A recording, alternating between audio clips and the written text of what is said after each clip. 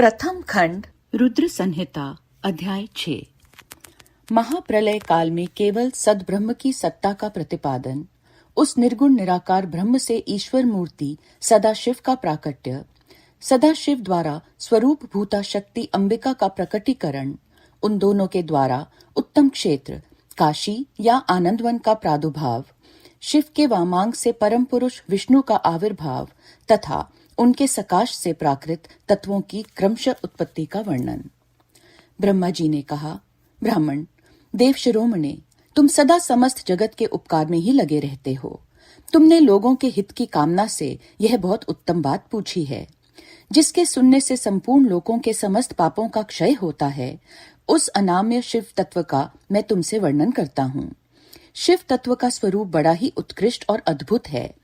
जिस समय समस्त चराचर जगत नष्ट हो गया था, सर्वत्र केवल अंधकार ही अंधकार था। ना सूर्य दिखाई देते थे, ना चंद्रमा। अन्याय ग्रहों और नक्षत्रों का भी पता नहीं था। ना दिन होता था, ना रात।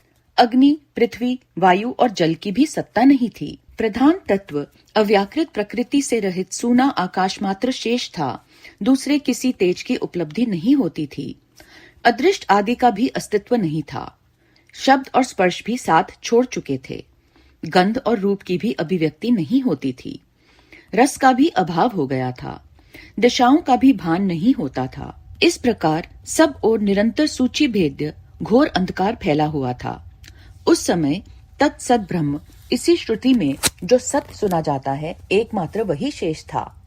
जब यह वह ऐसा जो इत्यादि रूप से निर्दिष्ट होने वाला भावात्मक जगत नहीं था, उस समय एकमात्र वह सत ही शेष था, जिसे योगी जन अपने हृदय आकाश के भीतर निरंतर देखते हैं।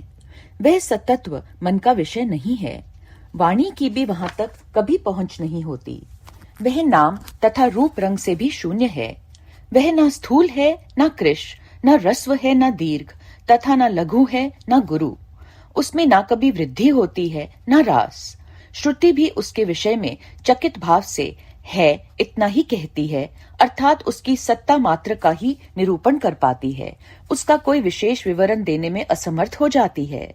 वह सत्य, ज्ञान स्वरूप, अनंत, परमानंदमय, परम ज्योति स्वरूप, अप्रेम्य, आधार रहित, निर्विकार, निराकार, निर्गुण, योगी गम्य, सर्वव्यापी, सबका एकमात्र कारण, निर्विकल्प, निरारंभ, माया शून्य, उपद्रव रहित, अद्वितीय, अनादि, अनंत, संकोच विकास से शून्य तथा चिन्मय है। जिस पर ब्रह्मा के विषय में ज्ञान और अज्ञान से पूर्ण उक्तियों द्वारा इस प्रकार ऊपर बताए अनुसार विकल्प किए जाते हैं, उसने कुछ काल के बाद सृष्टि का समय आने पर द्वितीय की इच्छा प्रकट की। उसके भीतर एक से अनेक होने का संकल्प उदित हुआ। तब उस निराकार परमात्मा ने अपनी लीला शक्ति से अपने लिए मूर्ति आकार की कल्पना की। वह मूर्ति संपूर्ण ऐश्वर्य गुणों से संपन्न, सर्वज्ञानीमयी, शुभ स्वरूपा, सर्वव्यापिनी, सर्वरूपा, सर्वदर्शिनी, सर्वकारिणी, सबकी एकमात्र वंदनीय, सर्वाद्या, सब कुछ देने वाली और संपूर्ण संस्कृतियों का केंद्र थी। उस शुद्ध रूपिणी ईश्वर मूर्ति की कल्पना करके वह अद्वितीय, अनादि, अनंत, सर्व प्रकाशक, चिन्मय, सर्वव्यापी और अविनाशी परब्रह्म अंतर्रहित हो गया। जो मूर्ति रहित परम ब्रह्मा है, उसी की मूर्ति चिन्मय आकार भगवान सदाशिव हैं। अर्वाचीन और प्राचीन विद्वान उन्हीं को ईश्वर कहते हैं। उस समय एकाकी रहकर स्वेच्छानुसार विहार करने वाले उन सदाशिव ने अपने विग्रह से स्वयं ही एक स्वरूप भूता शक्ति की सृष्टि की, जो उनके अपने श्रीअंग से कभी अलग होने वाली नहीं थी। उस पराशक्ति को प्रधान, प्रकृति, गुणवती, माया, बुद्धि तत्व की जननी तथा विकार रहित बताया गया है। वह शक्ति अंबिका कही गई है। उसी को प्रकृति, सर्वेश्वरी, त्रिदेव जननी, नित्या और मूल कारण भी कहते हैं। सदाशिव द्वारा प्रकट की गई उस शक्ति के 8 भुजाएं हैं। उस शुभ लक्षणा देवी के मुख की शोभा विचित्र है। वह अकेली ही अपने मुख मंडल में सदा एक सहस्त्र चंद्रमाओं की कांति धारण करती है। नाना प्रकार के आभूषण उसके श्रीअंगों की शोभा बढ़ाते हैं। वह देवी नाना प्रकार की गतियों से संपन्न है और अनेक प्रकार के अस्त्र शस्त्र धारण करती है। उसके खुले हुए नेत्र खिले हुए कमल के समान जान पड़ते हैं। वह अचिंत्य तेज से जगमगाती है, वह सबकी योनि है और सदा उद्यमशील रहती है। एकाकिनी होने पर भी वह माया संयोगवशात अनेक हो जाती है। वे जो सदाशिव हैं, उन्हें परम पुरुष, ईश्वर, शिव, शंभु और महेश्वर कहते हैं। वे अपने मस्तक पर आकाश गंगा को धारण करते हैं। उनके बाल देश में चंद्रमा शोभा पाते हैं। उनके 5 मुख हैं और प्रत्येक मुख में 3-3 नेत्र हैं। उनका चित्त सदा प्रसन्न रहता है। वे 10 भुजाओं से युक्त हैं और त्रिशूलधारी हैं। उनके श्री अंगों की प्रभा कर्पूर के समान श्वेत गौर है। वे अपने सारे अंगों में भस्म रमाए रहते हैं। उन काल रूपी ब्रह्मा ने एक ही समय शक्ति के नाथ शिवलोक नामक क्षेत्र का निर्माण किया था। उस उत्तम क्षेत्र को ही काशी कहते हैं। वह परम निर्वाण या मोक्ष का स्थान है जो सबके ऊपर विराजमान है। वे प्रिया, प्रियतम रूप शक्ति और शिव जो परमानंद स्वरूप हैं, उस मनोरम क्षेत्र में नित्य निवास करते हैं।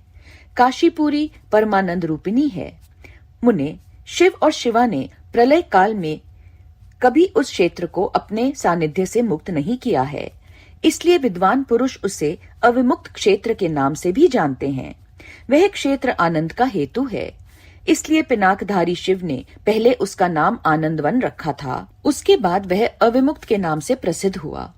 देवर्षे, एक समय उस आनंदवन में रमण करते हुए शिवा और शिव के मन में यह इच्छा हुई कि किसी दूसरे पुरुष की भी सृष्टि करनी चाहिए, जिस पर यह सृष्टि संचालन का महान भार रखकर हम दोनों केवल काशी में रहकर इच्छा अनुसार विचरें और निर्वाण धारण करें।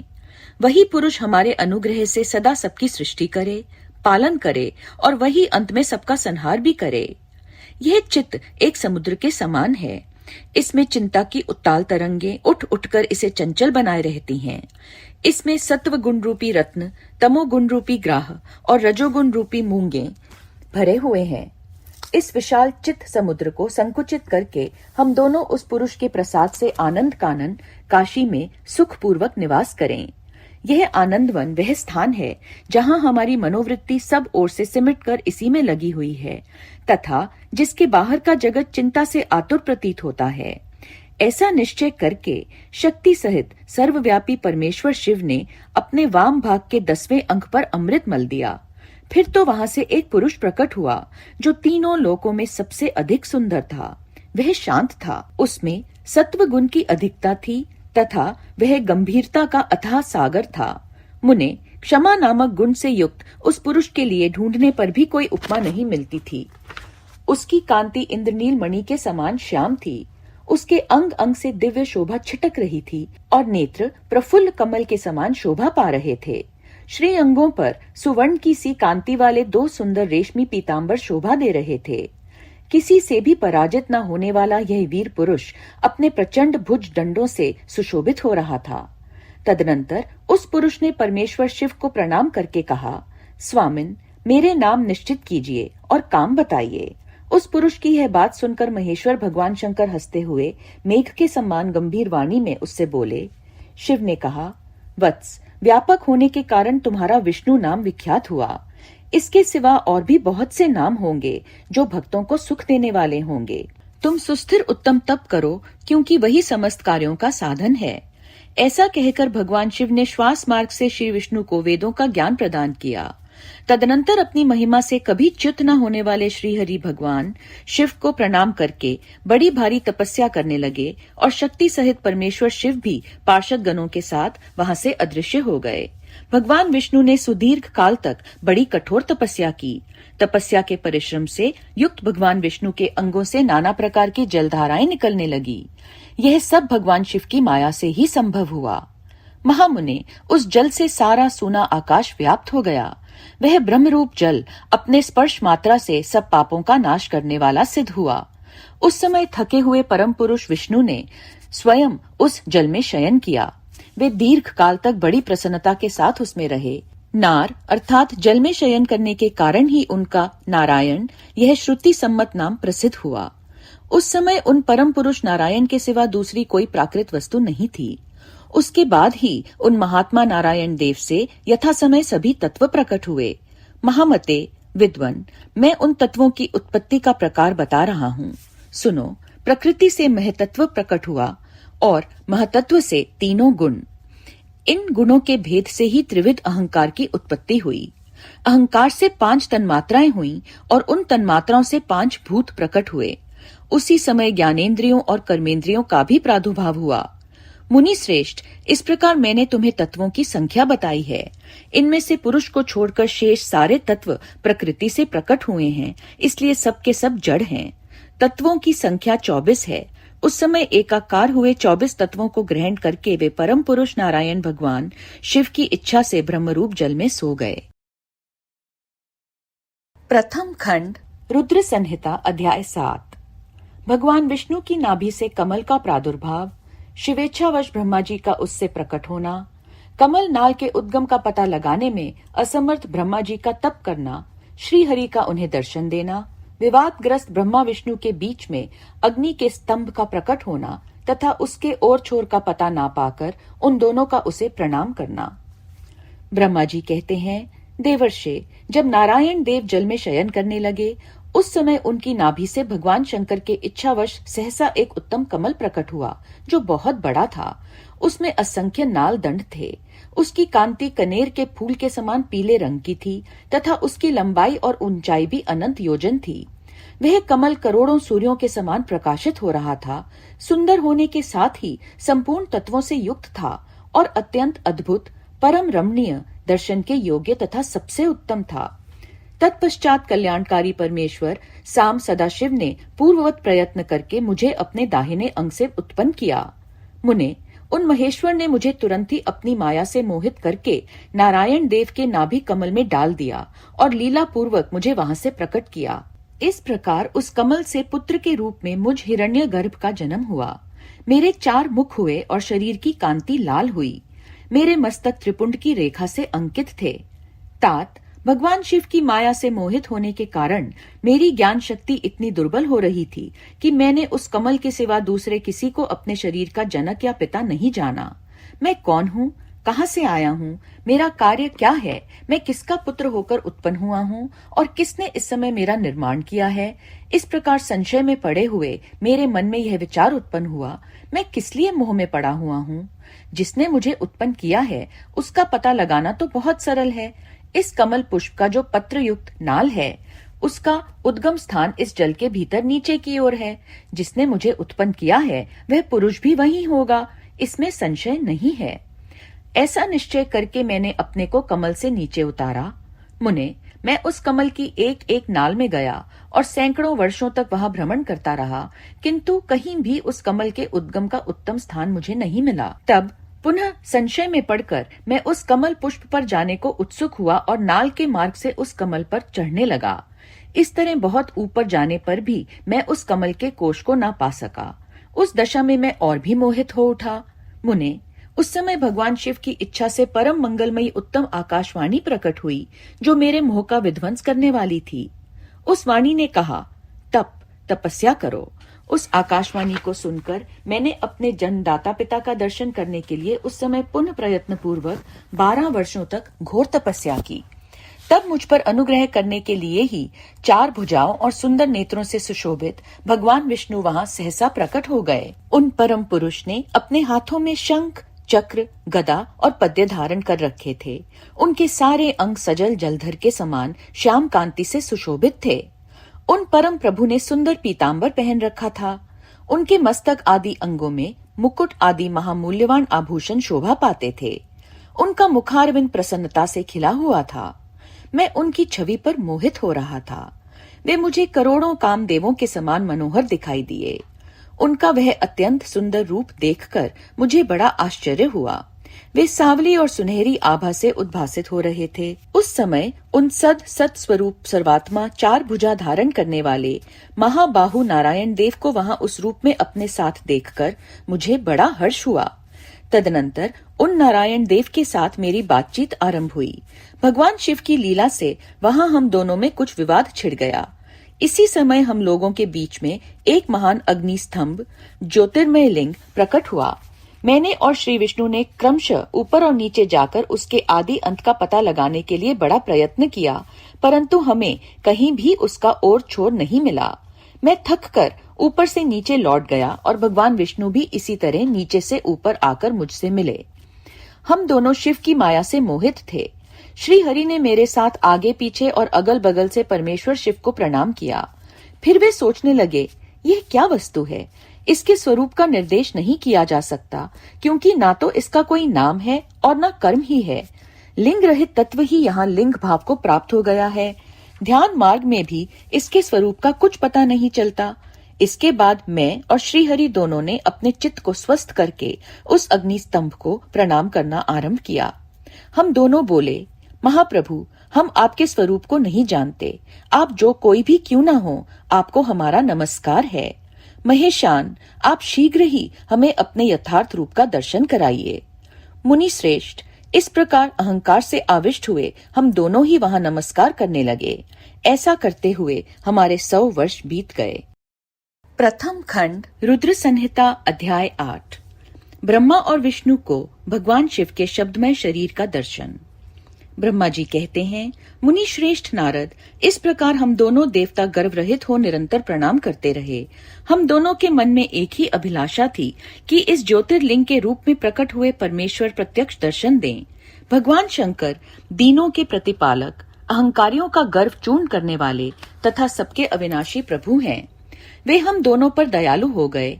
उस समय वहां उन सुर श्रेष्ठ से ओम ओम ऐसा शब्दरूप नाद प्रकट हुआ जो स्पष्ट रूप से सुनाई देता था। वह नाद प्लुत स्वर में अभिव्यक्त हुआ था।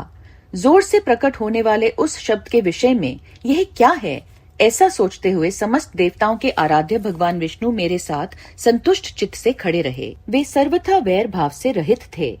उन्होंने लिंग के दक्षिण भाग में सनातन आदिवर्ण अकार का दर्शन किया, उत्तर भाग में उकार का, मध्य भाग में मकार का और अंत में ओम इस नाद का साक्षात दर्शन एवं अनुभव किया।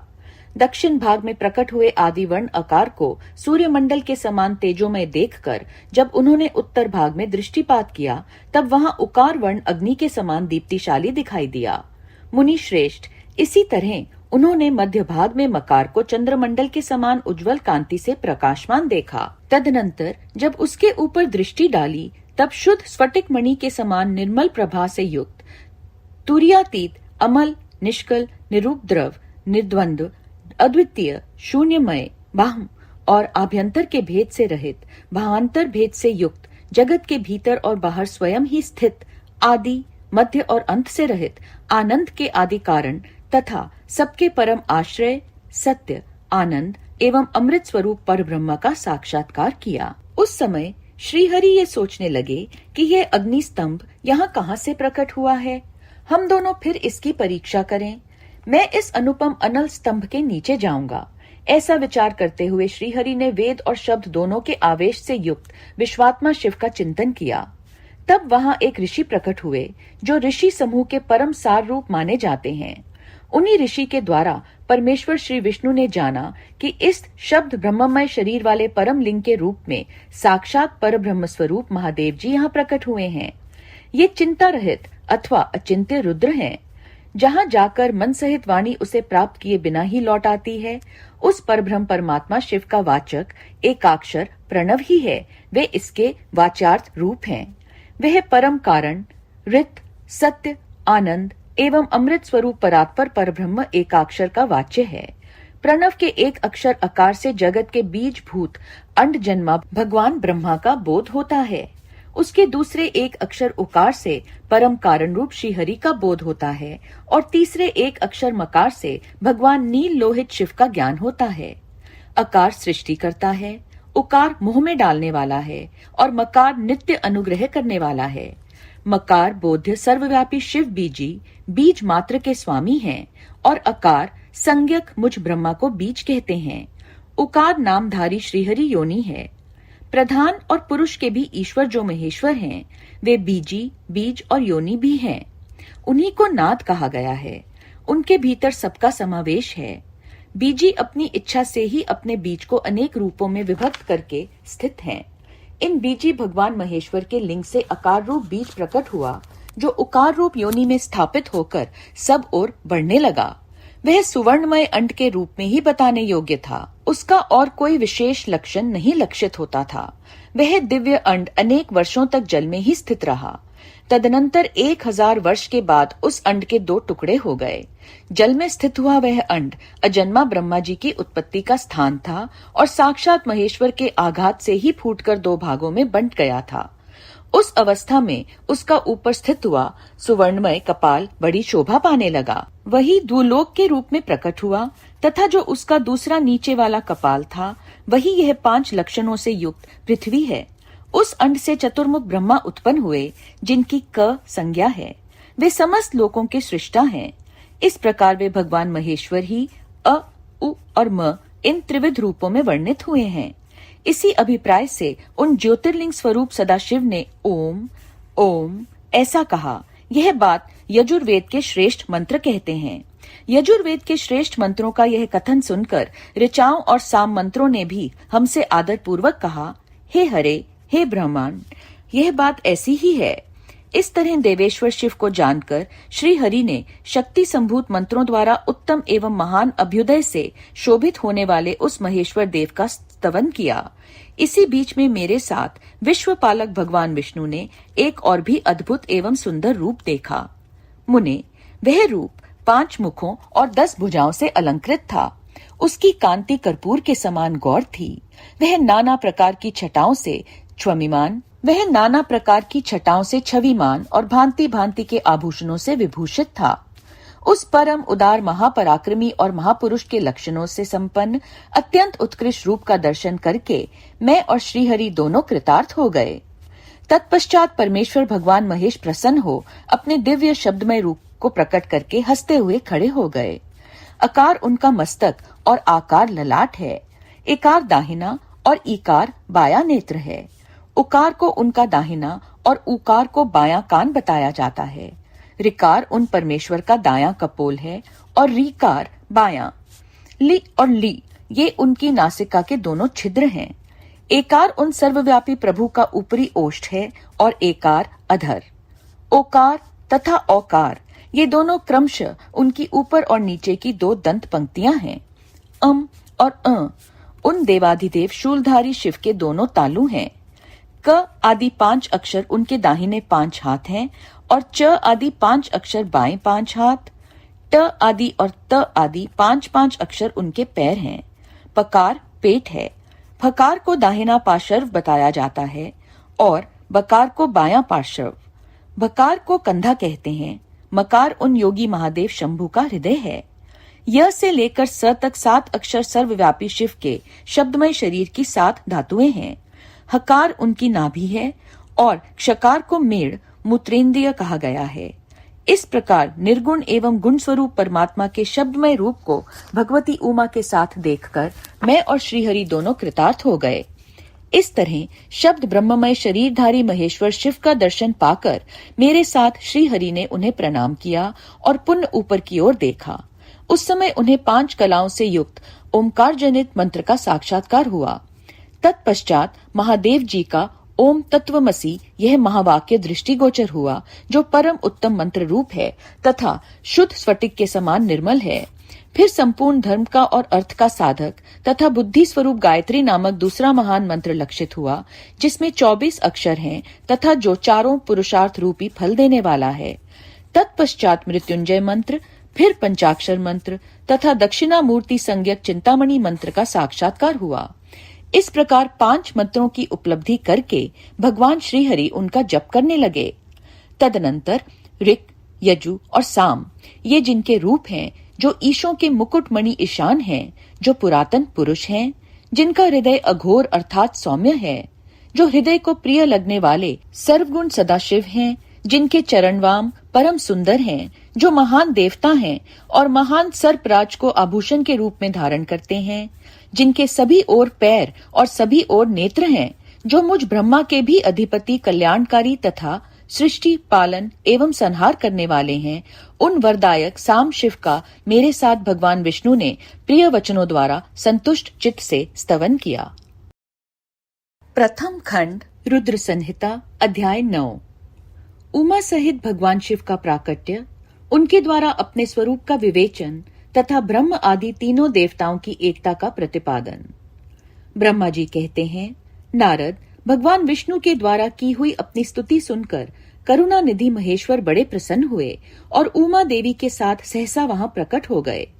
उस समय उनके 5 मुख और प्रत्येक मुख में 3-3 नेत्र शोभा पाते थे। भाल देश में चंद्रमा का मुकुट सुशोभित था। सिर पर जटा धारण किए गौरवर्ण विशाल नेत्र शिव ने अपने संपूर्ण अंगों में विभूति लगा रखी थी। उनके 10 भुजाएं थी। कंठ में नील चिन्ह था। उनके श्रीअंग समस्त आभूषणों से विभूषित थे। उन सर्वांग सुंदर शिव के मस्तक भस्ममय त्रिपुंड से अंकित थे। ऐसे विशेषणों से युक्त परमेश्वर महादेव जी को भगवती उमा के साथ उपस्थित देख मैंने और भगवान विष्णु ने पुण्य प्रिय वचनों द्वारा उनकी स्तुति की। तब पापहारी करुणाकर भगवान महेश्वर ने प्रसन्नचित्त होकर उन श्री विष्णु देव को श्वास रूप से वेद का उपदेश दिया। मुने, उनके बाद शिव ने परमात्मा श्री हरि को गुण ज्ञान प्रदान किया। फिर उन परमात्मा ने कृपा करके मुझे भी वह ज्ञान दिया।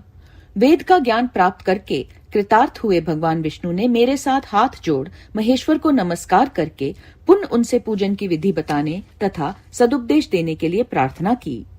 ब्रह्मा जी कहते हैं, मुने, श्री हरि की यह बात सुनकर अत्यंत प्रसन्न हुए कृपा निधान भगवान शिव ने प्रीति पूर्वक यह बात कही। श्री शिव बोले, सुरश्रेष्ठ गण, मैं तुम दोनों की भक्ति से निश्चय ही बहुत प्रसन्न हूँ। तुम लोग मुझ महादेव की ओर देखो। इस समय तुम्हें मेरा स्वरूप जैसा दिखाई देता है वैसे ही रूप का प्रयत्न पूर्वक पूजन चिंतन करना चाहिए। तुम दोनों महाबली हो और मेरी स्वरूप भूता प्रकृति से प्रकट हुए हो। मुझ सर्वेश्वर के दाएं बाएं अंगों से तुम्हारा आविर्भाव हुआ है। ये लोक पिता में ब्रह्मा मेरे दाहिने पार्श्व से उत्पन्न हुए हैं और तुम विष्णु मुझ परमात्मा के वाम पार्श्व से प्रकट हुए हो। मैं तुम दोनों पर भली भांति प्रसन्न हूँ और तुम्हें मनोवांछित वर देता हूँ। मेरी आज्ञा से तुम दोनों की मुझ में सुदृढ़ भक्ति हो। ब्रह्मा, तुम मेरी आज्ञा का पालन करते हुए जगत की सृष्टि करो और वत्स विष्णु, तुम इस चराचर जगत का पालन करते रहो। हम दोनों से ऐसा कहकर भगवान शंकर ने हमें पूजा की उत्तम विधि प्रदान की, जिसके अनुसार पूजित होने पर वे पूजक को अनेक प्रकार के फल देते हैं। शंभु की उपर्युक्त बात सुनकर मेरे सहित श्रीहरि ने महेश्वर को हाथ जोड़ प्रणाम करके कहा। भगवान विष्णु बोले, प्रभु, यदि हमारे प्रति आपके हृदय में प्रीति उत्पन्न हुई है और यदि आप हमें वर देना आवश्यक समझते हैं, तो हम यही वर मांगते हैं कि आप में हम दोनों की सदा अनन्य एवं अविचल भक्ति बनी रहे। ब्रह्मा जी कहते हैं, मुने, श्री हरि की यह बात सुनकर भगवान हर ने पुनः मस्तक झुकाकर प्रणाम करके हाथ जोड़े खड़े हुए उन नारायण देव से स्वयं कहा। श्री महेश्वर बोले, मैं सृष्टि, पालन और संहार का कर्ता हूँ, सगुण और निर्गुण हूँ तथा सच्चिदानंद स्वरूप निर्विकार परब्रह्म परमात्मा हूँ। विष्णु सृष्टि, रक्षा और प्रलय रूप गुणों अथवा कार्यों के भेद से मैं ही ब्रह्मा, विष्णु और रुद्र नाम धारण करके 3 स्वरूपों में विभक्त हुआ हूँ। हरे, वास्तव में मैं सदा निष्कल हूँ। विष्णु, तुमने और ब्रह्मा ने मेरे अवतार के निमित्त जो स्तुति की है, तुम्हारी उस प्रार्थना को मैं अवश्य सच्ची करूंगा, क्योंकि मैं भक्त वत्सल हूँ। ब्राह्मण, मेरा ऐसा ही परम उत्कृष्ट रूप तुम्हारे शरीर से इस लोक में प्रकट होगा, जो नाम से रुद्र कहलाएगा। मेरे अंश से प्रकट हुए रुद्र की सामर्थ्य मुझसे कम नहीं होगी। जो मैं हूँ वही यह रुद्र है। पूजा की विधि विधान की दृष्टि से भी मुझ में और उसमें कोई अंतर नहीं है। जैसे ज्योति का जल आदि के साथ संपर्क होने पर भी उसमें स्पर्श दोष नहीं लगता, उसी प्रकार मुझ निर्गुण परमात्मा को भी किसी के संयोग से बंधन नहीं प्राप्त होता। यह मेरा शिव रूप है। जब रुद्र प्रकट होंगे तब वे भी शिव के ही तुल्य होंगे। महामुने, उनमें और शिव में परायपन का भेद नहीं करना चाहिए। वास्तव में एक ही रूप सब जगत में व्यवहार निर्वाह के लिए 2 रूपों में विभक्त हुआ है। अतः शिव और रुद्र में कभी भेद बुद्धि नहीं करनी चाहिए। वास्तव में सारा दृश्य ही मेरे विचार से शिवरूप है। मैं, तुम, ब्रह्मा तथा जो ये रुद्र प्रकट होंगे वे सबके सब एक रूप हैं। इनमें भेद नहीं है। भेद मानने पर अवश्य ही बंधन होगा, तथापि मेरा शिवरूप ही सनातन है। यही सदा सब रूपों का मूलभूत कहा गया है। यह सत्य, ज्ञान एवं अनंत ब्रह्म है।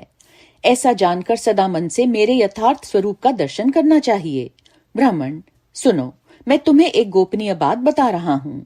मैं स्वयं ब्रह्मा जी की भ्रिकुटी से प्रकट होऊंगा। गुणों में भी मेरा प्राकट्य कहा गया है। जैसा कि लोगों ने कहा है, हर तामस प्रकृति के हैं। वास्तव में उस रूप में अहंकार का वर्णन हुआ है। उस अहंकार को केवल तामस ही नहीं, वैकारिक, सात्विक भी समझना चाहिए, क्योंकि सात्विक देवगण वैकारिक अहंकार की ही सृष्टि हैं।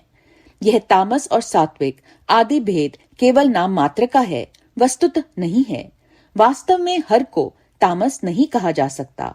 ब्राह्मण, इस कारण से तुम्हें ऐसा करना चाहिए। तुम तो इस सृष्टि के निर्माता बनो और श्रीहरि इसका पालन करें, तथा मेरे अंश से प्रकट होने वाले जो रुद्र हैं वे इसका प्रलय करने वाले होंगे। ये जो उमा नाम से विख्यात परमेश्वरी प्रकृति देवी हैं, इन्हीं की शक्ति भूता वाग देवी ब्रह्मा जी का सेवन करेंगी। फिर इन प्रकृति देवी से वहां जो दूसरी शक्ति प्रकट होगी वे लक्ष्मी रूप से भगवान विष्णु का आश्रय लेंगी। तदनंतर पुनः काली नाम से जो तीसरी शक्ति प्रकट होंगी वे निश्चय ही मेरे अंशभूत रुद्रदेव को प्राप्त होंगी। वे कार्य की सिद्धि के लिए वहां ज्योति रूप से प्रकट होंगी। इस प्रकार मैंने देवी की शुभ स्वरूपा पराशक्तियों का परिचय दिया। उनका कार्य क्रमशः सृष्टि, पालन और संहार का संपादन ही है। सुरश्रेष्ठ, ये सब की सब मेरी प्रिया प्रकृति देवी की अंशभूता हैं। हरे, तुम लक्ष्मी का सहारा लेकर कार्य करो। ब्राह्मण, तुम्हें प्रकृति की अंशभूता वाग देवी को पाकर मेरी आज्ञा के अनुसार मन से सृष्टि कार्य का संचालन करना चाहिए, और मैं अपनी प्रिया की अंशभूता परात्पर काली का आश्रय ले रुद्र रूप से प्रलय संबंधी उत्तम कार्य करूंगा। तुम सब लोग अवश्य ही संपूर्ण आश्रमों तथा उनसे भिन्न अन्याय विविध कार्यों द्वारा चारों वर्णों से भरे हुए लोक की सृष्टि एवं रक्षा आदि करके सुख पाओगे। हरे, तुम ज्ञान विज्ञान से संपन्न तथा संपूर्ण लोकों के हितैषी हो। अतः अब मेरी आज्ञा पाकर जगत में सब लोगों के लिए मुक्तिदाता बनो। मेरा दर्शन होने पर जो फल प्राप्त होता है वही तुम्हारा दर्शन होने पर भी होगा। मेरी यह बात सत्य है, सत्य है, इसमें संशय के लिए स्थान नहीं है। मेरे हृदय में विष्णु है और विष्णु के हृदय में मैं हूँ। जो इन दोनों में अंतर नहीं समझता वही मुझे विशेष प्रिय है। श्रीहरि मेरे बाएं अंग से प्रकट हुए हैं, ब्रह्मा का दाहिने अंग से प्राकट्य हुआ है, और महाप्रलयकारी विश्वात्मा रुद्र मेरे हृदय से प्रादुर्भूत होंगे। विष्णु, मैं ही सृष्टि, पालन और संहार करने वाले रज आदि त्रिविध गुणों द्वारा ब्रह्मा, विष्णु और रुद्र नाम से प्रसिद्ध हो तीनों रूपों में पृथक पृथक प्रकट होता हूँ।